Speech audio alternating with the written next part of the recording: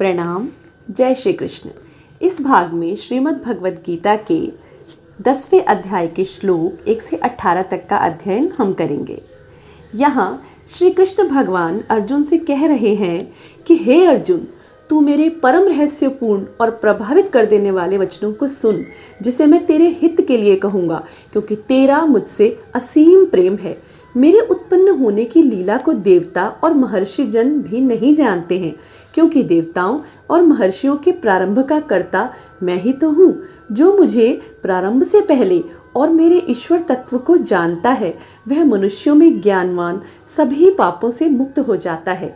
निश्चय की शक्ति, सत्य ज्ञान, क्षमा, सत्य, इंद्रियों पर वश, संयम, सुख दुख, उत्पत्ति प्रलय, भय अभय, अहिंसा, समता, संतोष, तप, दान और कीर्ति अपकीर्ति, ये प्राणियों के अनेक भाव मुझसे ही होते हैं।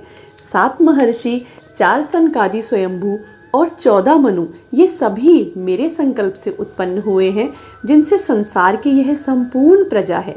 जो मनुष्य मेरे परमेश्वर रूप को और योग शक्ति को तत्व से जानता है, वह भक्ति योग से निसंदेह ही युक्त हो जाता है।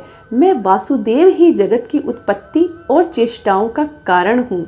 यह जानकर बुद्धिमान भक्त श्रद्धा और भक्ति सहित मुझ परमेश्वर का ही भजन करते हैं। मुझ में ही मन लगाने वाले, प्राणों को अर्पण करने वाले भक्त आपस में मेरी भक्ति की चर्चा करते हुए, मेरे प्रभाव का कथन करते हुए संतुष्ट होते हैं और रमण करते हैं। मेरे ध्यान में निरंतर लगे हुए भक्तों को मैं तत्व ज्ञान रूपी योग देता हूँ, जिससे वे मुझको ही प्राप्त होते हैं। उनके ऊपर अनुग्रह करने के लिए मैं उनके मन में स्थित होकर उनके अज्ञान के अंधकार को ज्ञान के प्रकाश से नष्ट करता हूँ। इस पर अर्जुन कहते हैं, आप ही परम ब्रह्म, परम धाम और परम पवित्र हैं, क्योंकि आपको सभी सनातन अर्थात सदा सर्वदा होने वाला, दिव्य, देवों के भी आदि देव, अजन्मा और सभी जगह व्याप्त कहते हैं। हे केशव, जो भी आप मेरे प्रति कहते हैं, वैसा ही देवर्षि नारद, असित, देवल ऋषि और महर्षि व्यास भी कहते हैं। मैं इस सब को सत्य मानता हूँ। हे भगवान, आपके लीलामय स्वरूप को कोई नहीं जानता, न देवता न दानव। हे जीवों को उत्पन्न करने वाले, जीवों के ईश्वर, हे देवों के देव, जगत के स्वामी, हे पुरुषोत्तम, आप स्वयं ही स्वयं को जानते हैं। अतः आप ही अपनी दिव्य विभूतियों के विषय में पूरी तरह से बताने की क्षमता रखते हैं, जिनके द्वारा आप इन लोगों को व्याप्त करते हैं।